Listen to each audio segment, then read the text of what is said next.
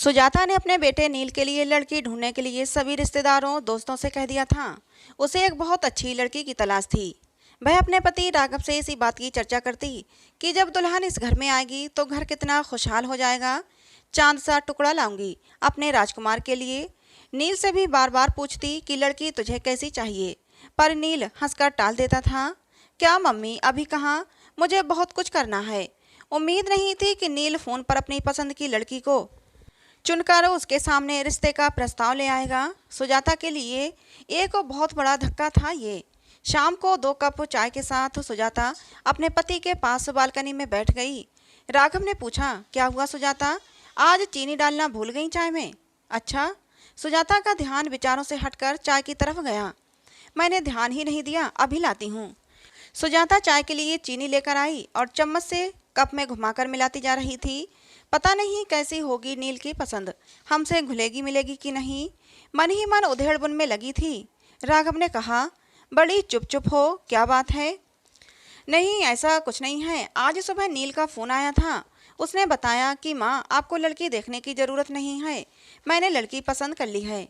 सुजाता के पति को जब उसने नील से हुई बातचीत के बारे में बताया तो वो पूछने लगे कि अच्छा, कौन है लड़की, कहाँ से है, क्या करती है, कुछ पूछा नहीं तुमने? सुजाता ने जवाब दिया, नहीं, मैंने सोचा मिलकर बात करेंगे, कल आ रहा है। अगले दिन नील की पसंद का नाश्ता और खाना बनाकर फुर्सत से जैसे ही बैठी थी तभी नील आ पहुंचा। आते ही मम्मा मम्मा करते हुए गले से लिपट गया। क्या बात है, आज बड़ा खुश है, सुजाता ने बोला। इस पर वो कहने लगा कि मैंने आपको माही के बारे में कल बताया था ना, ये देखिए, ये उसकी फ़ोटो। कुछ घबराई नज़रों से फ़ोटो को देखने लगी सुजाता। लड़की अच्छी थी, वैसे भी ना कहने का तो सवाल ही नहीं उठता था। नील की पसंद जो थी, पर अपने लिए अपनी तरह से रिश्तेदारों में जान पहचान की लड़की देखने की उसकी इच्छा हमेशा रही थी। राघव ने सुजाता को इस बात के लिए पहले ही समझा दिया था कि नील को ही जिंदगी बितानी है, नील की पसंद ही माननी चाहिए। एक तरह से सुजाता भी अपने मन को समझा चुकी थी और अपने बेटे की खुशी में खुश रहना चाहती थी। कैसी है मम्मा?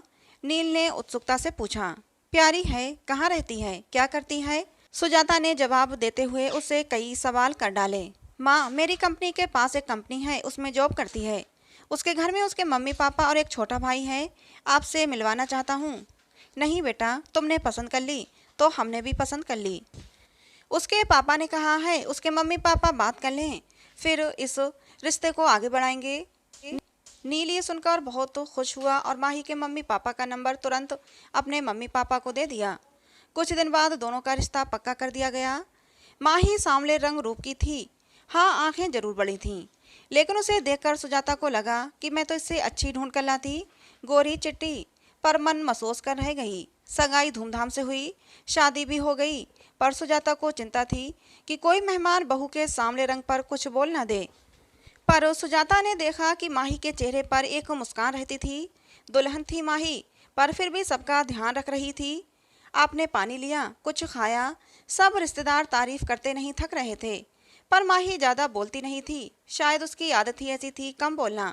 सुजाता को माही से ज़्यादा बातें करने का समय नहीं मिला। पहले मेहमान रहे, फिर वो लोग हनीमून पर चले गए। वहाँ से लौटे तो दोनों की छुट्टियाँ ख़त्म हो गई थीं और दोनों दिल्ली लौट गए। नील ने 2 कमरों का एक मकान किराए पर लिया हुआ था। माही और वो दोनों साथ ही निकलते थे। दोनों की कंपनी पास पास थी। फ़ोन पर थोड़ी बहुत बात हो जाती थी, क्योंकि सुजाता को हमेशा राघव से माही की ही बात करनी होती थी। वह हमेशा कहती, माही शायद हमें पसंद नहीं करती। सुजाता को शिकायत होती थी कि वो दोनों घर नहीं आते। इस पर उसके पति राघव उसे समझा देते कि उनको छुट्टी नहीं मिल रही होगी।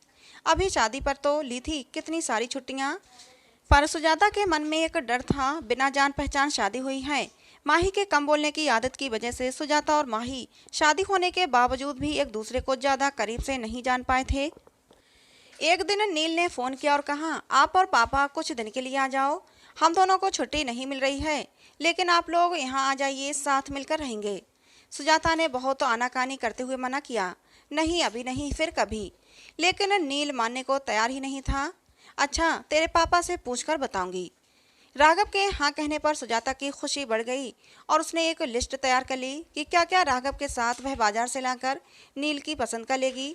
माही की भी खाने पीने की पसंद उसे पता चल चुकी थी, इसलिए उसने लड्डू, पंजीरी और घर का भी काफ़ी सामान बना लिया था और बाजार से भी उनके लिए शर्ट और सूट खरीद लिए थे। आखिर पहली बार बेटे और बहू के पास रहने जा रही थी। राघव और सुजाता टैक्सी करके दिल्ली पहुंच गए। सुजाता सोचने लगी, माही ऑफिस होगी, छुट्टी तो ली नहीं होगी। दरवाजे पर ताला नहीं था। सुजाता को अच्छा महसूस हुआ। डोरबेल बजाते ही माही ने पैर छुए और नाश्ता और चाय लेकर आ गई। माही ने कहा कि आप नहा धोकर कपड़े बदल लीजिए, मैं थोड़ी देर में खाना लाती हूँ। सामने नया टॉवल रख दिया है। ये देखकर राघव मुस्कुराए। थोड़ी टेढ़ी निगाह से सुजाता को देखा। थोड़ी सी मुस्कुराहट के साथ नजरें नीची करके नाश्ता करने लगी। बहू कितनी समझदार है। राघव के ये कहने पर सुजाता कुछ नहीं बोली। आखिर कहती भी क्या। शाम को जब नील आया तो सब खुशी से मिले। सुजाता सामान दिखाने लग गई। सब खुश थे। नील, सुजाता और राघव बातें कर रहे थे। माही अपने इधर उधर के काम समेटने में लगी थी। बस एक छोटी सी मुस्कुराहट लिए। रात का खाना बाहर से ही ऑर्डर कर दिया था। सबने मिलकर खाना खाया। खा पीकर सब सोने चले गए। माही ने 2 चादर, 1 जग पानी और गिलास सब रख दिया था। सुजाता को मन ही मन खुशी हो रही थी। जैसा उसने अपनी बहू के बारे में सोच रखा था, माही वैसी ही थी, घर को घर समझने वाली। अगले दिन ऑफिस था। नील बताता था कि दोनों कॉर्नफ्लेक्स खाकर जाते थे। सुजाता ने सोचा उन्हें कंपनी में मिल जाता होगा खाना, इसलिए कुछ ज़्यादा खाकर नहीं जाते। उसने सोचा क्यों ना मैं अपने राघव के लिए कुछ बना लूँ। तभी माही की आवाज़ से उसका ध्यान टूटा। माँ, रास्ता रेडीमेड है, ढोकला नील ने बाजार से ला दिया था। सुजाता ने देखा माही नया सूट पहनकर तैयार थी। ये वो सूट था जो सुजाता लाई थी। माही ने आगे बोला, खाना बना दिया है, खा लीजिएगा। अपने दिए सूट में माही को देखकर सुजाता को खुशी महसूस हुई कि माही ने दिए का मान रखा। सुंदर लग रही हो माही, सुजाता ने धीरे से कहा और तुरंत बात पलट दी। अरे, मैं बना लेती नाश्ता। माही ने कहा, नहीं माँ, आप क्यों काम करेंगी। अच्छा चलते हैं, कहकर गले लगकर ऑफिस के लिए निकल गई। सुजाता ने माही की आंखें पढ़ ली थीं कि बिजी होने पर भी छोटी छोटी बातों का ध्यान रख रही थी माही। राघव सुनो, सुजाता ने अपने गालों पर हाथ रखकर कहा, मुझे माही के गले लगने का स्पर्श देर तक महसूस हो रहा है। आज बेटी होती तो ऐसे ही गले लगती। राघव ने भी अखबार पढ़ते पढ़ते भावुक दिल से हाँ कहा। लेकिन अगले दिन राघव से सुजाता कहने लगी, क्या फ़ायदा आने का, दोनों को छुट्टी भी नहीं है और टाइम भी नहीं बिता पाते हमारे साथ। राघव ने भी हाँ में हाँ मिला दी। सुजाता कहने लगी, 1-2 दिन में हम चले जाएंगे। अगले दिन माही सुबह ही नाश्ता बनाने में लग गई। सुजाता ने माही से कहा, तुम तैयार हो जाओ, ये मैं कर लूँगी। नहीं माँ, आज शुक्रवार है, हम दोनों ने छुट्टी ली है और शनिवार इतवार की तो छुट्टी होती ही है और ये 3 दिन हम आपको शहर घुमाने में लगा देंगे। मन ही मन सुजाता मुस्कुरा रही थी कि बेटे बहू के साथ पूरा दिन बिताएंगे। चारों घूमने निकल गए। जहाँ भी संभल कर चलना होता, माही तुरंत तो सुजाता का हाथ पकड़ लेती। 3 दिन पता ही नहीं चले। अगले दिन सुजाता सुबह ही उठकर रसोई में आ गई। माही तुरंत बोली, मम्मी जी, कुछ चाहिए नहीं।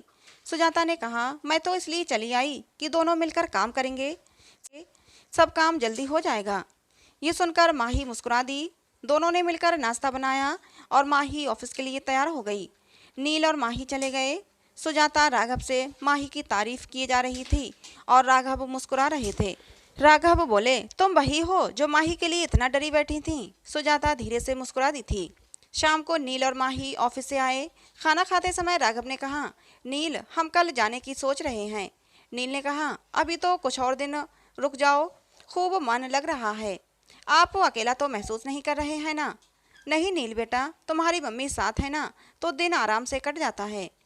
कभी टीवी देख लेते हैं और कभी अखबार पढ़ लेते हैं, ऐसे में समय का पता ही नहीं चलता। नील ने कहा, तो फिर क्यों जाना है। खाना खाने के बाद बर्तन समेटकर माही कमरे में आकर बोली, मम्मी जी, शाम को ऑफिस से आकर बहुत अकेलापन लगेगा। आप दोनों के आने से रौनक हो गई है, थोड़े दिन और रुक जाइए, या मैं तो कहती हूँ कि आप हमारे साथ ही रहिए। वैसे भी अब पापा जी रिटायर हो गए हैं, कोई काम नहीं है। आप दोनों का ध्यान हम पास रहकर ज़्यादा अच्छे से रख पाएंगे। जो माही बोलती नहीं थी, वह आज बड़ी बड़ी बातें कर रही थी। राघव और सुजाता एक दूसरे को देखकर मुस्कुरा रहे थे। सुजाता ने माही के पास आकर उसका हाथ अपने हाथों में ले लिया और कहने लगी कि कितना ध्यान रखती हो तुम हम सबका। नील बड़ा किस्मत वाला है जो हमें एक अच्छी बहू मिली। इतनी अच्छी तो मैं भी ढूंढ नहीं पाती। ये सुनकर माही सुजाता के गले लग गई। माही बोली, मम्मी जी, मैं भी किस्मत वाली हूँ जो ऐसा परिवार मिला। प्यार और अपनेपन की वजह से दिल की बात दिल तक पहुँच गई थी।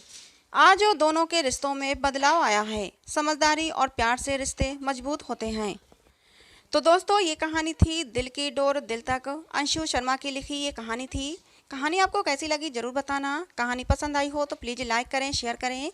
ऐसे ही और कहानियों के लिए हमारे चैनल को सब्सक्राइब जरूर करें। कहानी को अंत तक सुनने के लिए आप लोगों का बहुत बहुत धन्यवाद। मिलते हैं दोस्तों अगली किसी नई कहानी में।